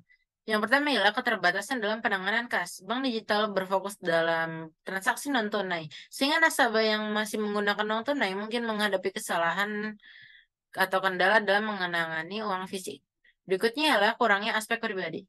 Kehilangan aspek personal dalam penghubungan dengan nasabah karena kurangnya kontak langsung dengan petugas bank. Sebagian nasabah mungkin menginginkan interaksi tatap muka. Berikutnya adalah ketergantungan pada teknologi. Masalah dalam infrastruktur teknologi atau serangan cyber dapat mengganggu operasi bank digital dan mengganggu layanan kepada nasabah. Berikut ialah resiko keamanan. Meskipun bank digital memiliki teknologi keamanan yang kuat, risiko pencurian identitas, penipuan, dan serangan cyber masih ada, dan nasabah perlu berhati-hati. Kesimpulannya untuk materi bank digital kali ini ialah bank digital merupakan bagian penting dalam pergeseran menuju layanan keuangan berbasis teknologi. Mereka menawarkan kemudahan, biaya yang lebih rendah, dan aksesibilitas yang lebih besar, tetapi juga memiliki tantangan seperti aspek personal yang kurang dan resiko keamanan. Contoh jenis BI BTPN di Indonesia adalah ilustrasi bagaimana bank digital dapat memberikan alternatif perbankan yang menarik. Dengan pertumbuhan teknologi, bank digital akan terus memainkan peran yang semakin besar dalam ekosistem keuangan global. Berikutnya ialah layanan fintech di Indonesia. Pengertiannya, fintech adalah singkatan dari financial technology yang merujuk pada industri dan teknologi yang digunakan untuk menyediakan layanan keuangan dan perbankan dengan bantuan inovasi teknologi. Ini mencakup berbagai layanan yang menggabungkan teknologi dengan keuangan untuk menyederhanakan proses keuangan, mempercepat transaksi, dan meningkatkan aksesibilitas. Berikut adalah jenis-jenisnya. Yang pertama ialah pembayaran digital. Layanan fintech ini mencakup pembayaran online, pembayaran mobile, dompet digital, dan teknologi NFC atau Near Field Communication yang memungkinkan pembayaran tanpa kontak fisik. Contohnya ialah PayPal, Apple Pay, dan Google Pay. Berikutnya ialah P2P lending. Fintech P2P atau peer-to-peer lending memungkinkan individu dan bisnis untuk meminjam dan memberikan pinjaman dana langsung satu sama lain, menghindari perantara bank. Contohnya ialah Lending Club dan Prosper. Berikut ialah robo-advisors. Ini adalah layanan yang menggunakan algoritma dan kecerdasan buatan untuk memberikan saran investasi otomatis dan manajemen portfolio. Contohnya adalah Wealthfront and Betterment. Berikut ialah crowdfunding. Platform crowdfunding fintech memungkinkan individu dan perusahaan untuk menggalang dana dari banyak investor atau penyumbang melalui internet. Contohnya Kickstarter dan Indiegogo. Jenis selanjutnya adalah InsurTech. InsurTech adalah teknologi yang digunakan untuk mengubah dan modernisasi industri asuransi. Ini mencakup layanan seperti perbandingan harga asuransi online dan prosesan klaim otomatis. Contoh Lemonade dan Oscar Health. Berikutnya adalah blockchain dan cryptocurrency. Teknologi blockchain digunakan untuk mendukung mata uang digital atau cryptocurrency yang memungkinkan transaksi aman dan terdesentralisasi. Contohnya ialah Bitcoin dan Ethereum. Berikut ialah manajemen keuangan pribadi. Aplikasi dan layanan fintech yang membantu individu dalam merencanakan dan mengelola keuangan pribadi mereka, termasuk pengeluaran, tabungan, dan investasi. Contohnya ialah Mint dan Personal Capital. Berikutnya ialah RegTech. RegTech adalah teknologi yang membantu perusahaan keuangan mematuhi peraturan keuangan dan perundang-undangan dengan lebih efisien. Ini termasuk pemantauan kepatuhan dan pelaporan otomatis. Contohnya ya Comply Advantage dan Chain Analysis. Jenis berikutnya ialah layanan perbankan digital. Bank digital atau neobank adalah bank yang beroperasi secara eksklusif atau utamanya melalui program digital. Mereka menyediakan layanan perbankan yang lebih fleksibel dan seringkali dengan biaya yang lebih rendah daripada bank tradisional. Contohnya ialah Chime dan N26. Berikutnya ialah Payment Gateways. Payment Gateways adalah teknologi yang memungkinkan bisnis online untuk menerima pembayaran dari pelanggan secara aman. Ini menghubungkan toko online dengan lembaga keuangan yang memproses pembayarannya, contohnya seperti Stripe dan Square. Berikut adalah kelebihan dari fintech. Pertama ialah kemudahan akses ke layanan keuangan. Dua, biaya yang lebih rendah atau bahkan gratis dalam beberapa kasus. Kemudian kemampuan untuk meminjam dan berinvestasi dengan cara yang lebih fleksibel. Dan ada pun inovasi yang memungkinkan efisiensi dan kenyamanan yang lebih besar. Dan mendorong inklusi keuangan dengan memberikan akses ke layanan keuangan kepada mereka yang sebelumnya mungkin tidak memiliki akses. Adapun kekurangannya dari fintech.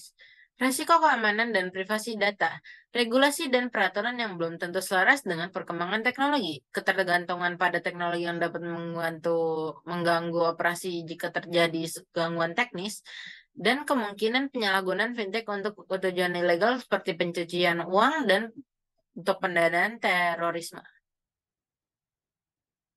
Hmm.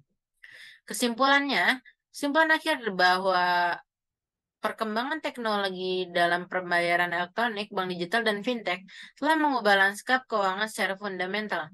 Mereka memberikan manfaat besar dalam hal kemudahan dan aksesibilitas, tetapi juga menghadirkan tantangan yang perlu diatasi. Peran penting pemerintah dan badan regulasi dalam mengatur dan mengawasi industri ini untuk memastikan keberlanjutan dan perlindungan konsumen sangat krusial. Dengan terus berkembangnya teknologi dan inovasi, sektor keuangan diperkirakan akan terus berubah dalam beberapa tahun ke depan.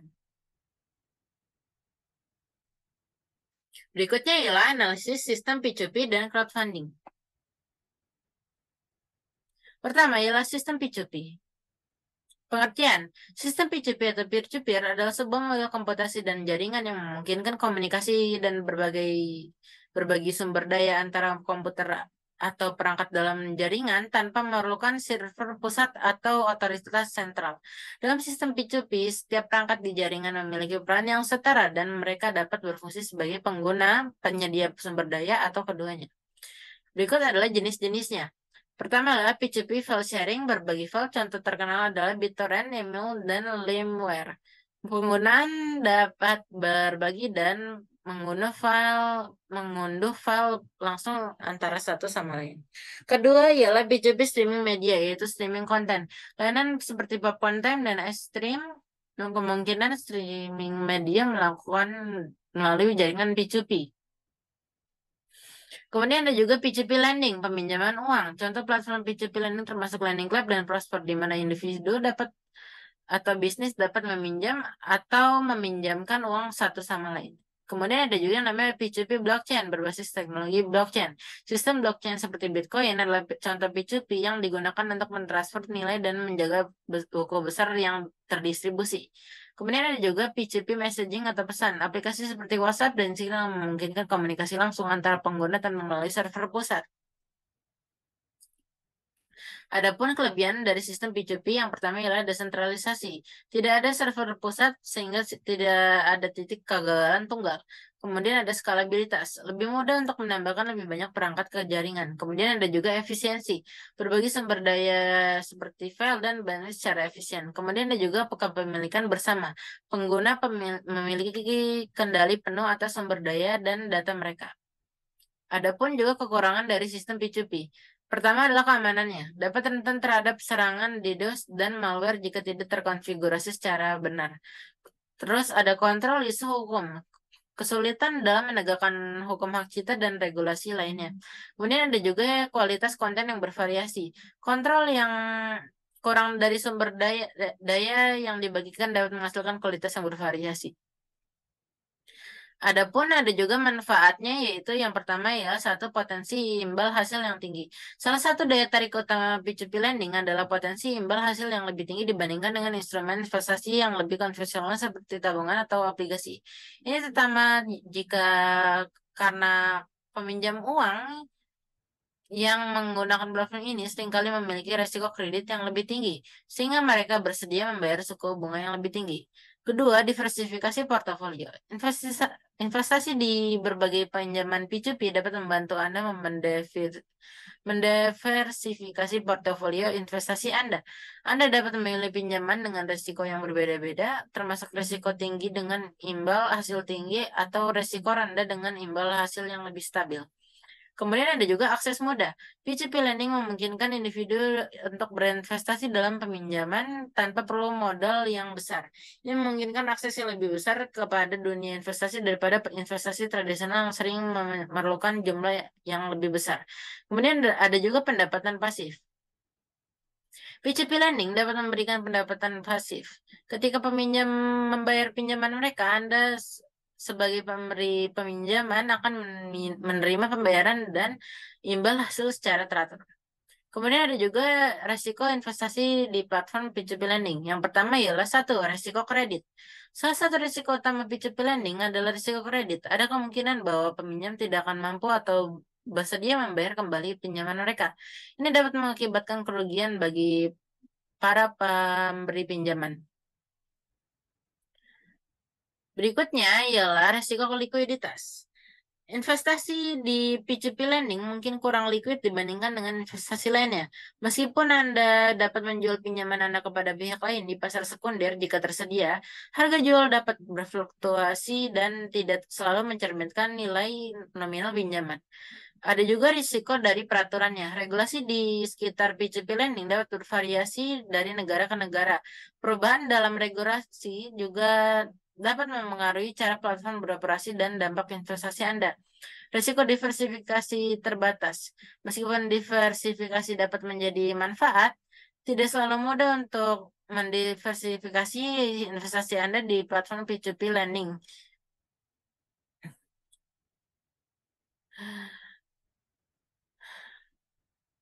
Di platform P2P lending jika jumlah modal yang Anda miliki terbatas. Kesimpulannya, sistem P2P lending memiliki dampak signifikan pada berbagai aspek kehidupan, termasuk teknologi, bisnis, dan keuangan. Mereka telah mengubah cara kita berbagi data, berkomunikasi, dan mendapatkan akses ke sumber daya finansial.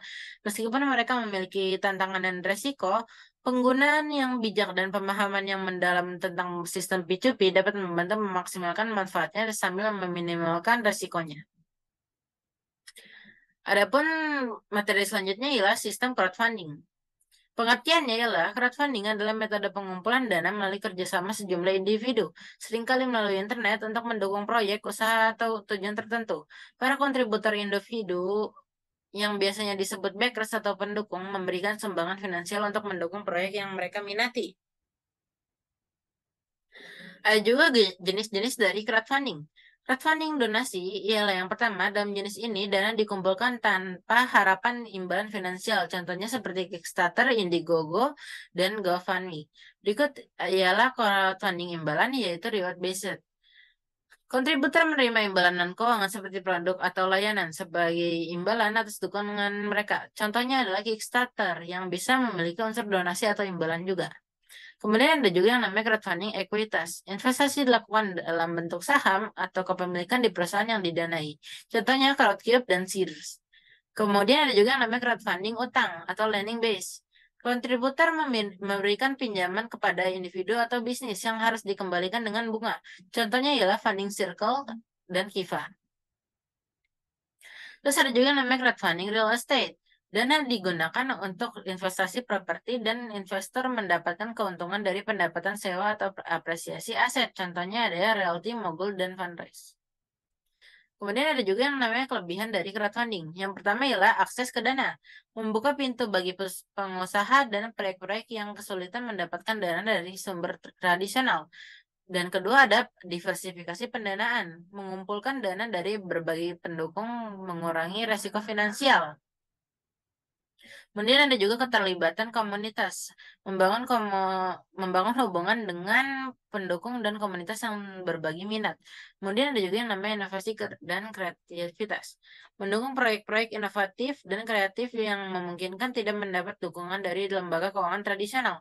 Terus ada juga potensi kepemilikan bersama. Crowdfunding ekuitas memberi peluang kepada banyak orang untuk menjadi pemegang saham dalam perusahaan startup.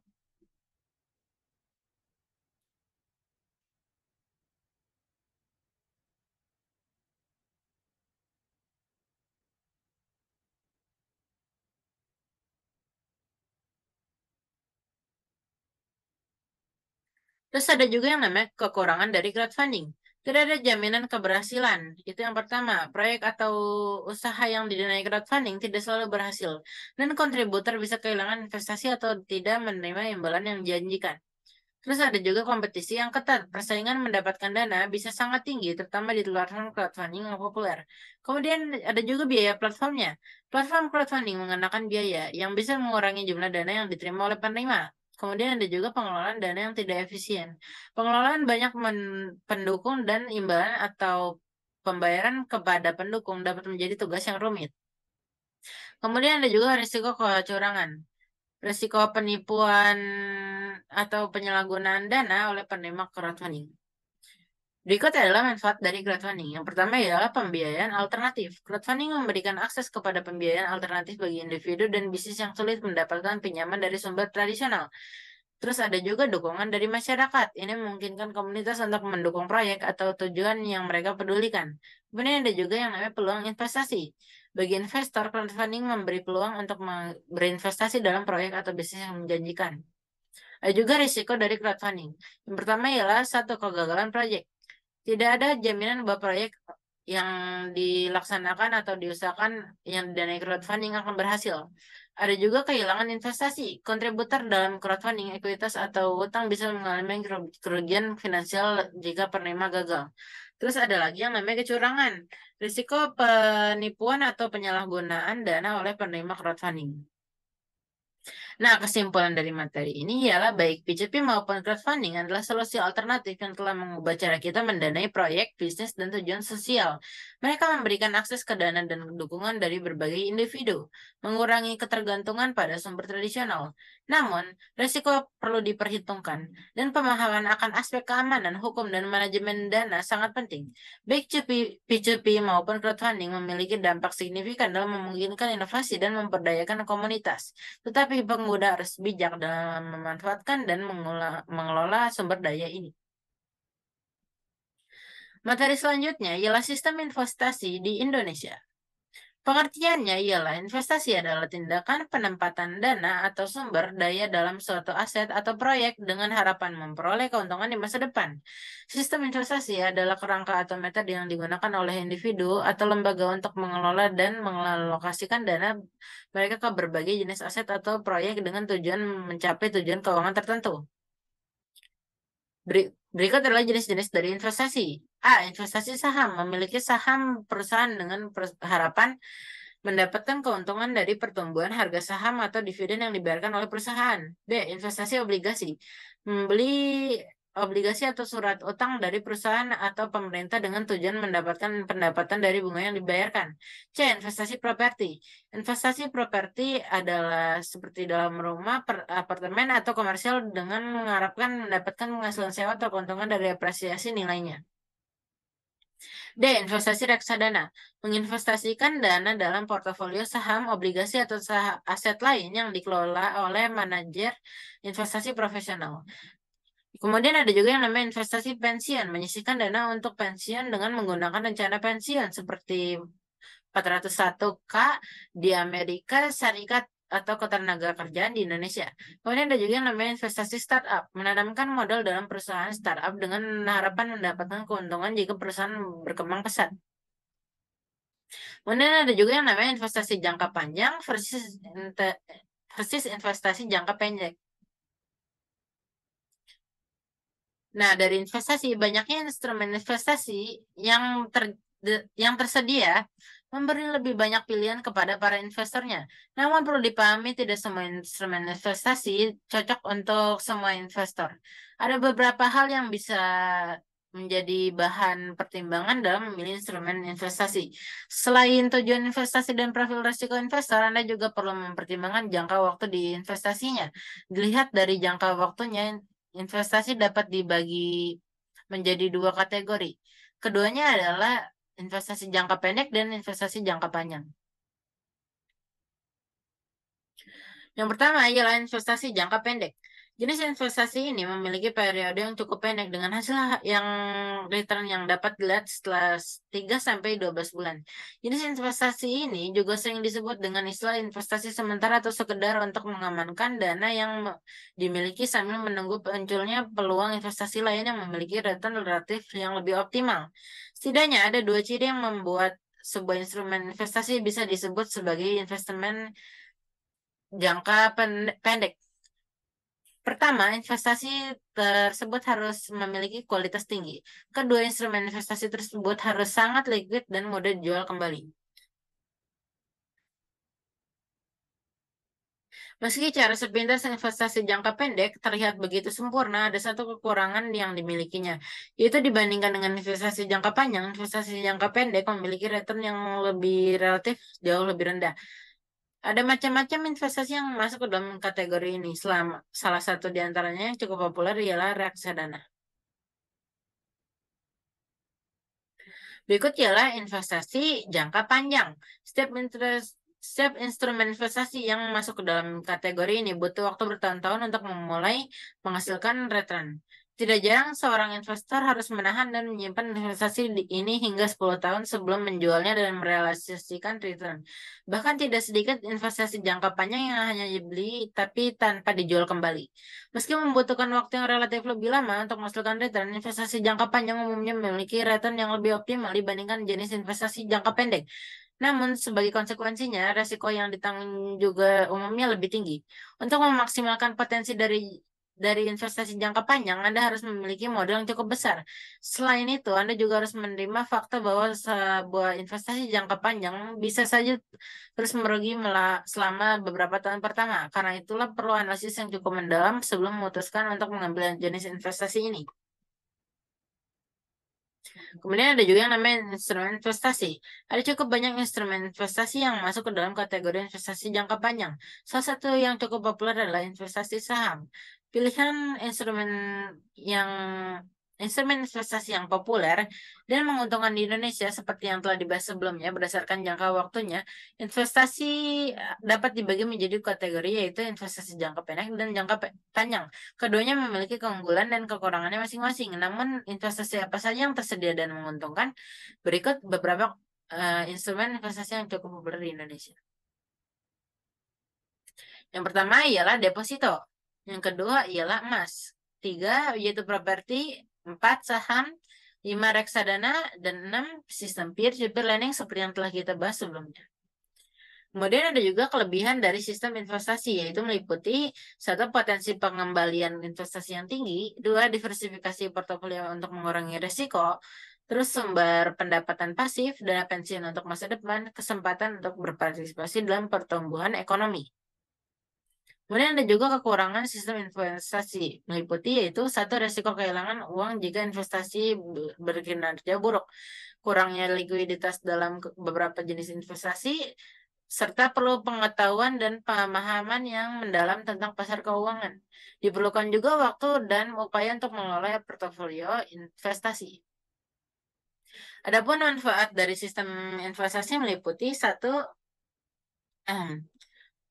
potensi pertumbuhan modal, dua penghasilan pasif, tiga diversifikasi portofolio, empat perlindungan dari inflasi, lima penciptaan kekayaan jangka panjang.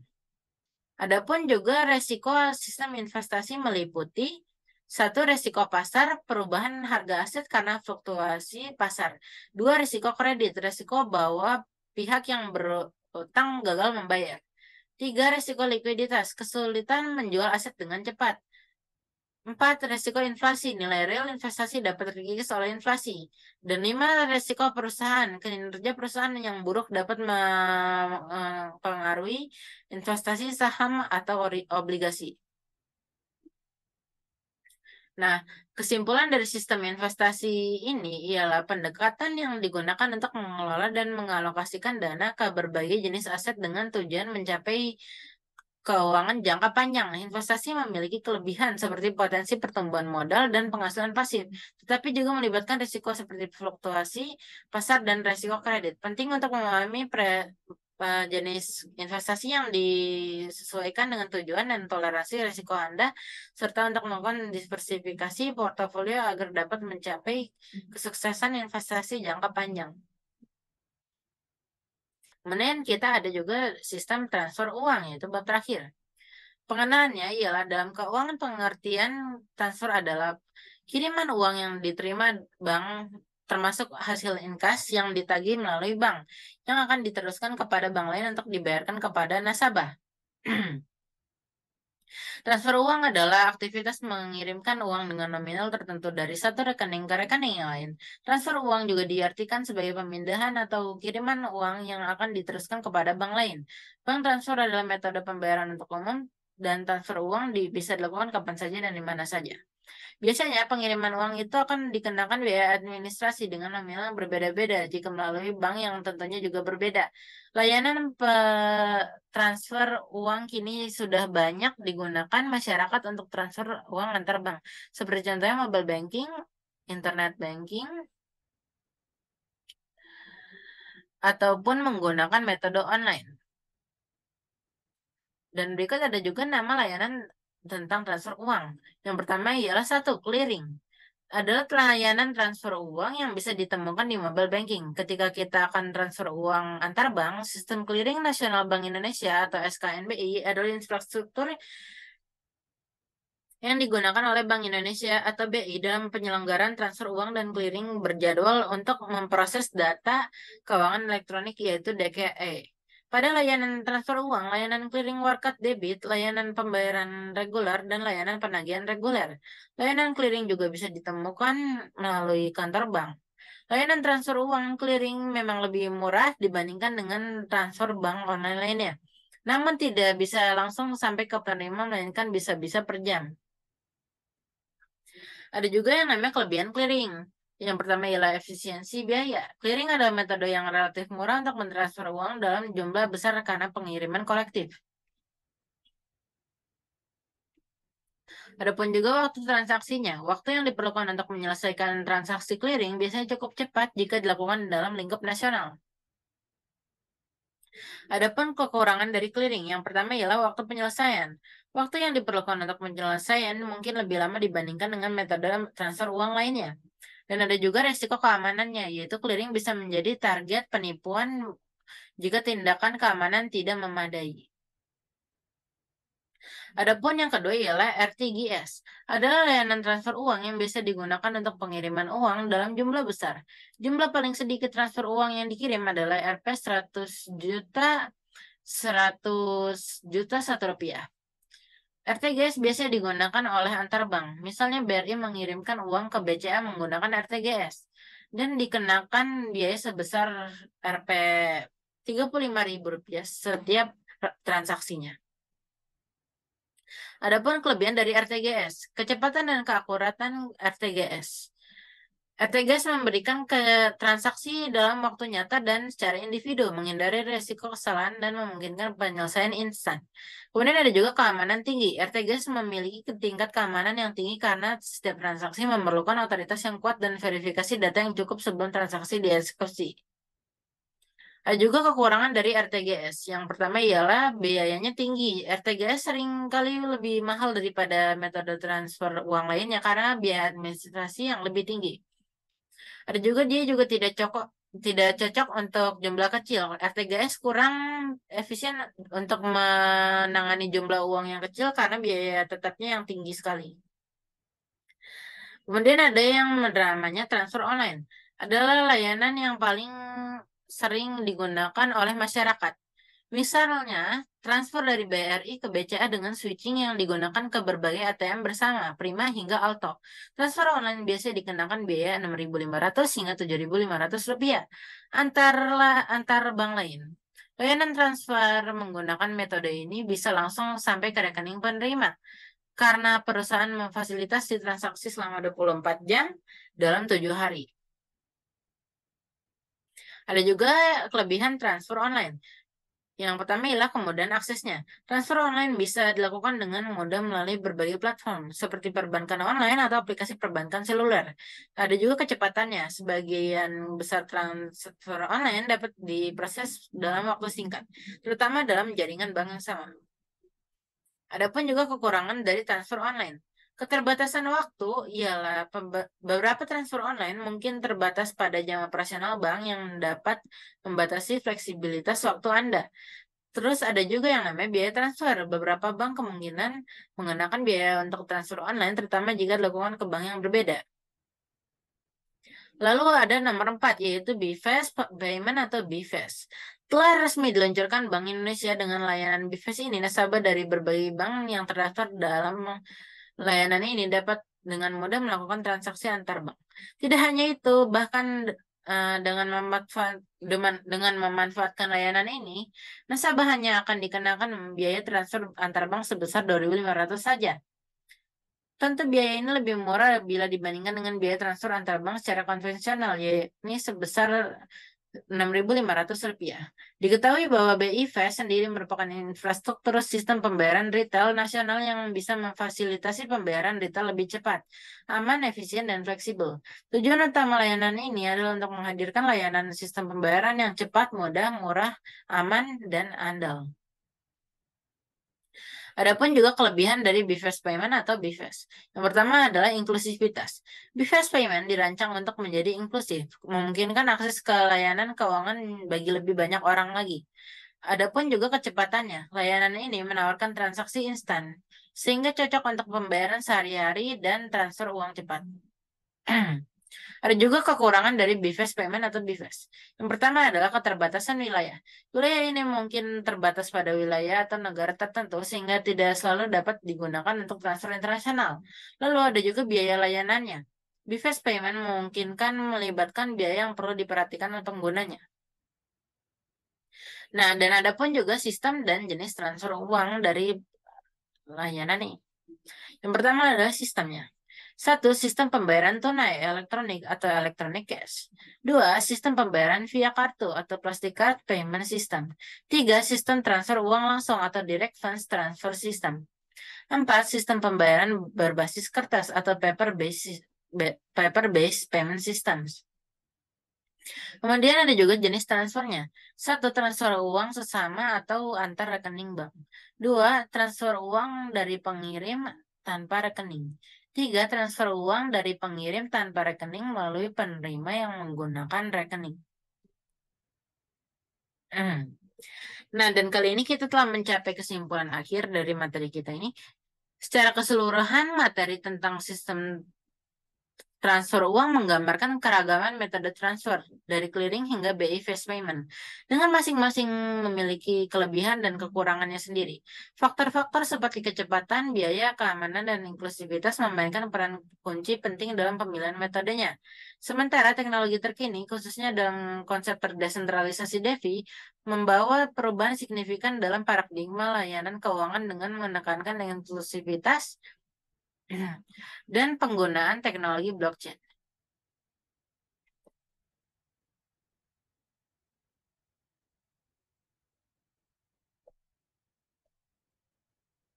Pemahaman mendalam terhadap karakteristik ini menjadi kunci dalam membuat keputusan transfer uang yang efektif dan sesuai dengan kebutuhan spesifik para penggunanya. Nah, sepertinya materi kali ini sudah selesai dan sudah habis. Tidak terasa sudah sejam lebih kira-kira kalian menemani saya dengan melihat mereview materi ini. Sekali lagi, saya Delanisa Putri Widodo, mahasiswi Unsika angkatan tahun 2022, mengucapkan terima kasih dan mohon maaf atas segala kesalahan saya. Diterima kritik dan sarannya. Dan untuk sekarang saya kembali ucapkan terima kasih dan sampai jumpa. Wassalamualaikum warahmatullahi wabarakatuh. Terima kasih atas perhatian Anda semua.